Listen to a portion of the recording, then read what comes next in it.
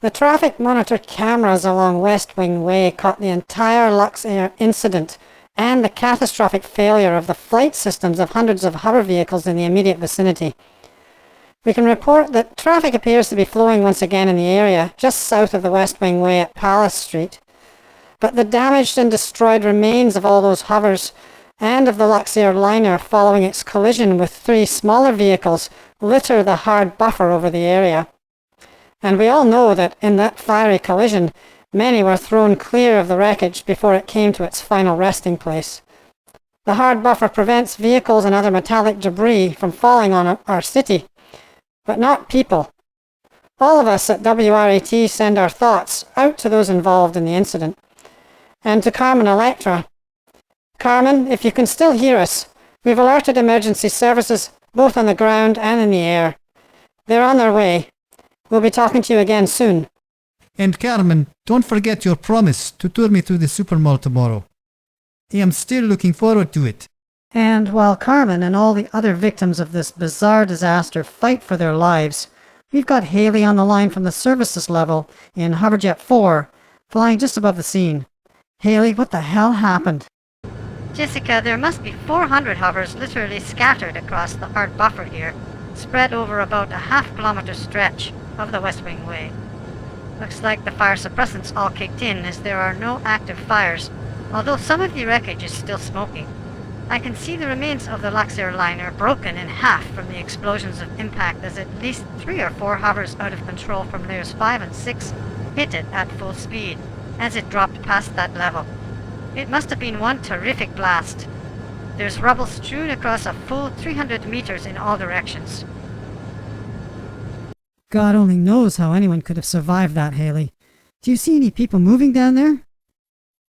Hard to be sure from up here, and the emergency teams are flashing no-fly zone colors, alternating red and yellow, so I can't get closer. But the paramedics are on site. If there are people alive, they'll get them to the proper care. What could have caused it, Haley? Some failure of the automatics due to the power surges? Nothing to do with the power, Jessica. Not when hundreds of hovers drop like that all at once. I'm thinking the engine systems failed on every vehicle in a particular zone. Didn't Carmen say something about the air? Hard to breathe? Yes, she did. Haley, keep us informed. We're going to put in a call to David in our weather center. It may be that the bizarre weather disturbances he talked about are now hitting Sewerston. Watch yourself up there. Will do, Jessica. And Jessica, I've connected with David to get his take on the Luxair catastrophe. David, have you observed anything new in the weather patterns that could explain how the liner and all those hovers went down? Or Carmen's issues with breathing on her last report?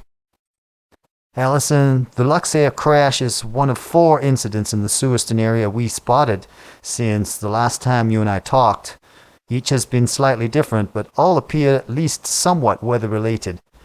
In the extreme west end, our temperature arrays showed a sudden dip that was far from normal. The change did not penetrate to ground level, only affecting the upper levels of the atmosphere. In Sewerston North, in the vicinity of the North Transit terminus, a freak lightning storm formed right off the coast, and several massive strikes were reported. Just south of the city, we had a spontaneous snowstorm, ice and heavy snow blanketing the ground over about a 15 square kilometer area. And finally, the Luxair event to the west of the city core. We believe the air mix at hover altitude was severely disturbed. In fact, for a brief period, the air above that West Wing Way area was so depleted of oxygen that, well, it was almost as if the atmosphere at 20,000 meters dropped to near ground level. That means freezing temperatures for one thing, and thin air. Very thin air. You mean so thin that people couldn't breathe?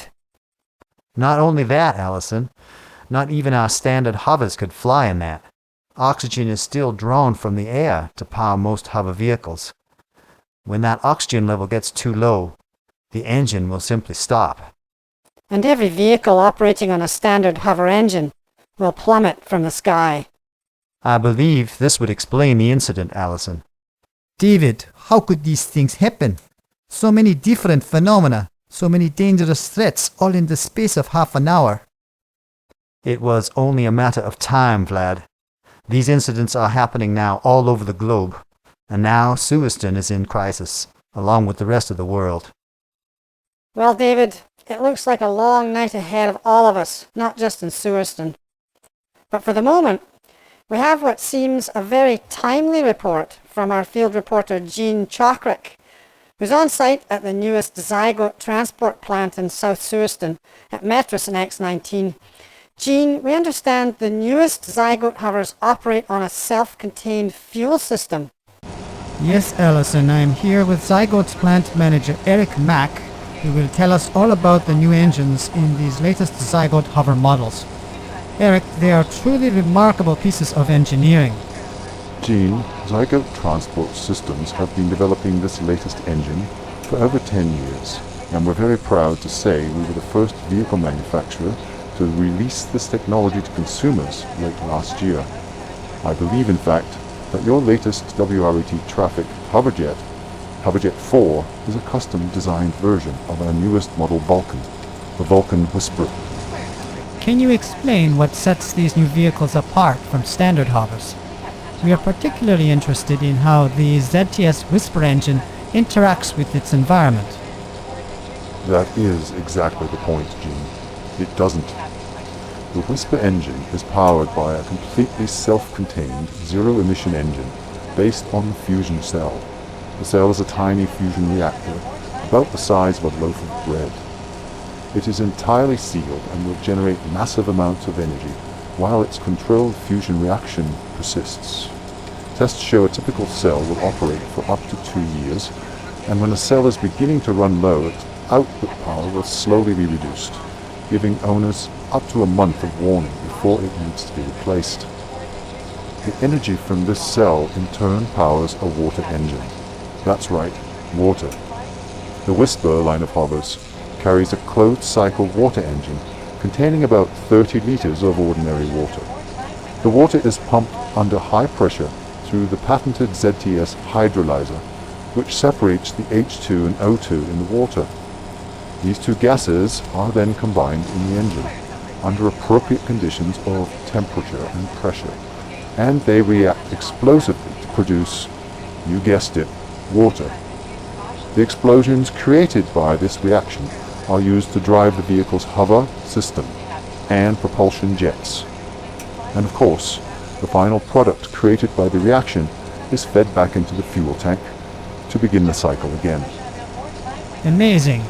So, it's an entirely sealed, self-contained system with no reliance on oxygen in the atmosphere for combustion, and no need for refueling?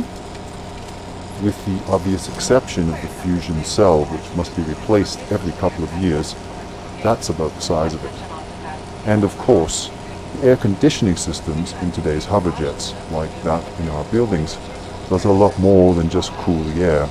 It conditions it for breathing, filters pollutants, balances the chemistry, and yes, adjusts oxygen levels to our modern standard of 19%. So, if your air system is working, external oxygen level variations should not pose a breathing threat. I believe in the case of Lux Air, the liner was running with all main viewports open.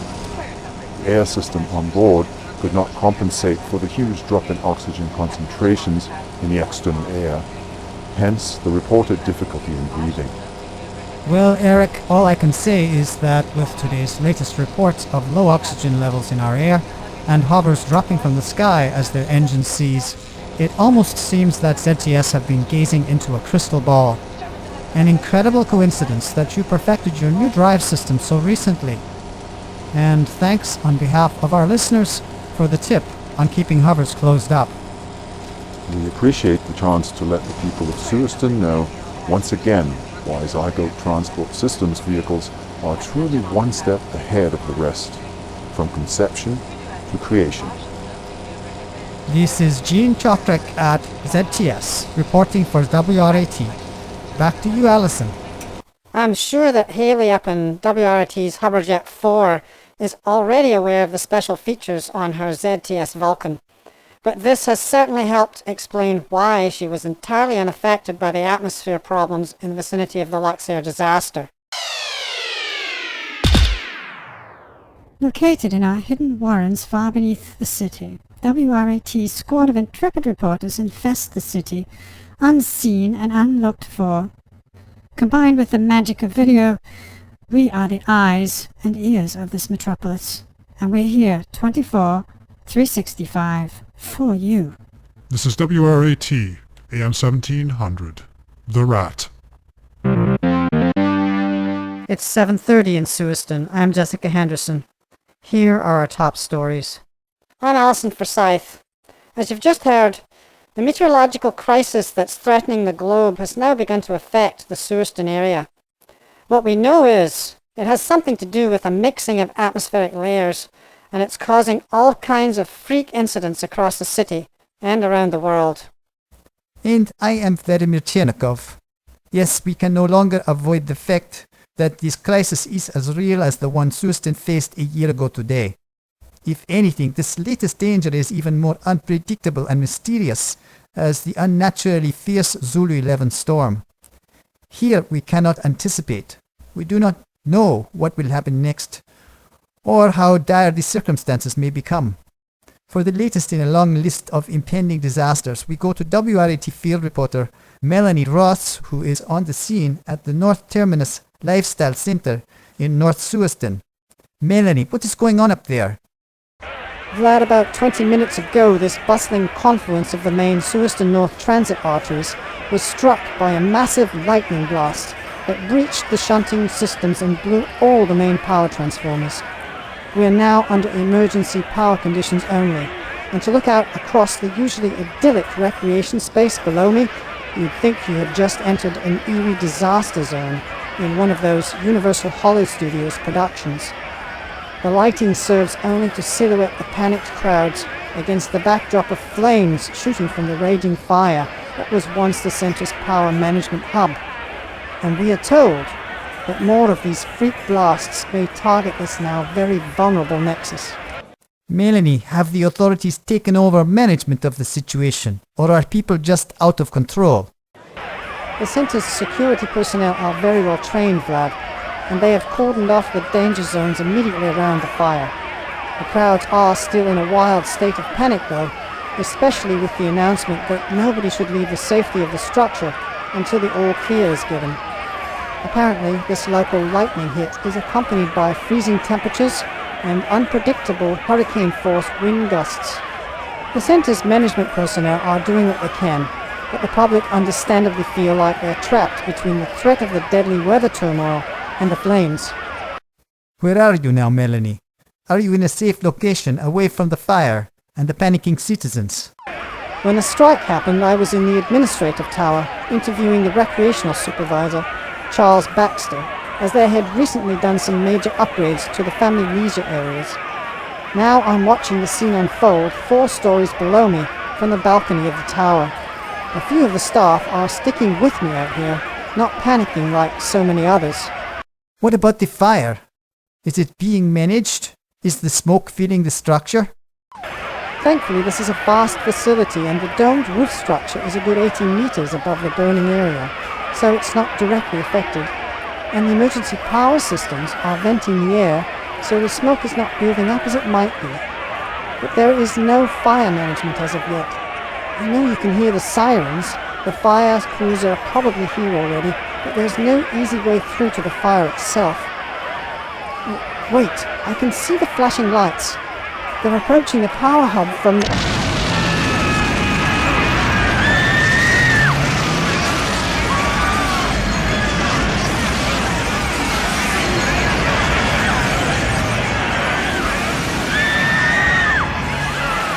Melanie? Melanie, what happened? The whole power hub. Vlad, that blast engulfed not only the power center, but part of the leisure park. Hundreds, maybe thousands of people were crammed in there trying to get away. Vlad, I've got to go and help. See what I can do. INL. And that disregard for risk is what makes Melanie such a brilliant field reporter. INL. In the next life. Her trademark sign-off. One day that'll happen. Hopefully not today. Vlad, we've just managed to tie into the feed from the Lifestyle Center's security network. It looks more like a World War II war zone than a transportation exchange and recreation park. It truly seems that the crisis for Suiston is going to get a lot worse very fast. We wish you luck, Melanie. And all those at the center. Well, while bolts of energy from the sky threaten the North Terminus Lifestyle Center, at the Underworld Heap, energy of a different kind is rattling the rafters. Our sports anchor, Tasha Flash Mayfield, has a report for us. Tasha. Yes, Jessica, I believe the Thrashers match is about to get underway, and Ghost Fabian is live on the scene as the teams enter the arena. Ghost. Jessica is correct, Tasha. The energy in the stadium is palpable, and I'm sure that even remote you can feel something of the electric buzz. Any moment now, the Osaka Oblivion will make their entry, followed by our hometown Tail Thrashers. The Oblivion will be expected to use their trademark ambush tactics, Cataclysm working with 2 or even 3 other 00 sweepers in carefully crafted trap formation, while the remaining squad members act as bait. We'll soon see how Banshee and Triage handle the best laid plans, because here come the 00s, gliding out of hatch 4 in their midnight black with shimmering silver lightning bolts.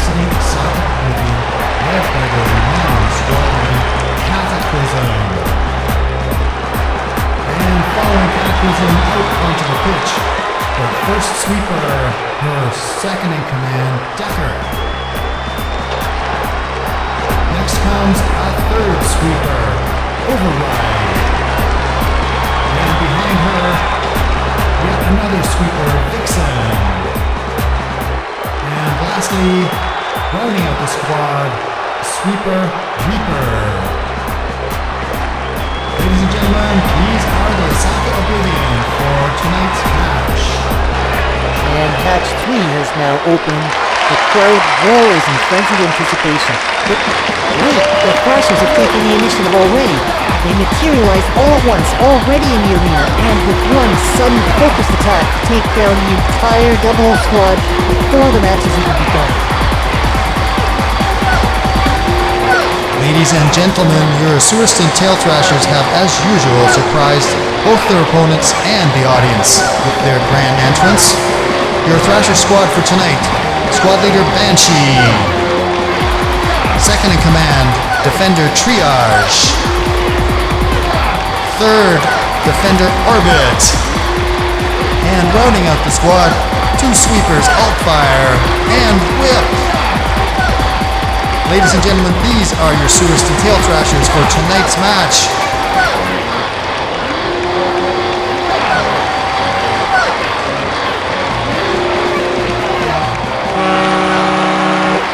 And the match is now underway. And it is clear that Banshee is not about to let the Oblivion get into their combat zone, Jessica. The scowling and agitated cat is down again, and the Oblivion are forced to regroup as the Thrashers rain misery on them from all sides. Cat down twice inside 1 minute, it has never been done until today. The rivalry here tonight will be intense, and the crowd can't wait. An exciting match already, Ghost, and I know it will only get better. We'll check back a little later for an update. Jessica, back to you. Wow, it sounds like an unforgettable confrontation over there at the Heap tonight. We'll all look forward to the next report from Ghost.